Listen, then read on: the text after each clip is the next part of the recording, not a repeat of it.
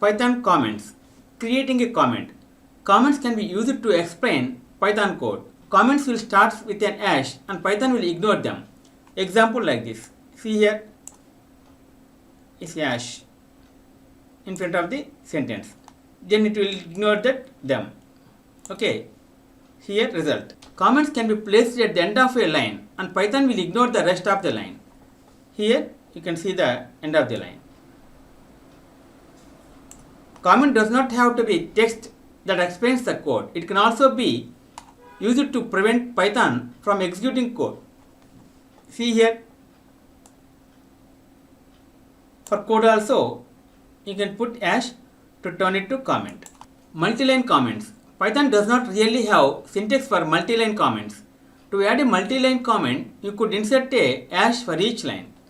For each line, if you want to change all this sentence into comment, these lines into comment, just put hash in front of that.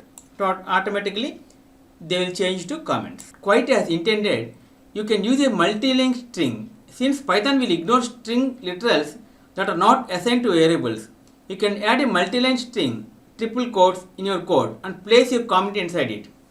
See here.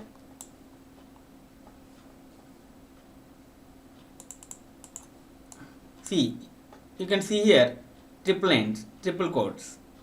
Okay. In between, you can put any matter here.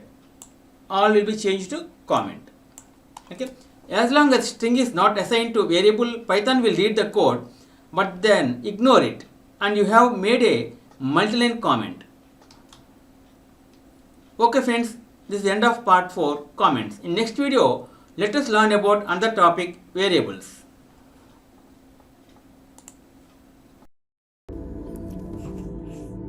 If you like our program, please like, subscribe and press bell icon for our next part video updates. Thank you friends. Meet you in next video. All the best.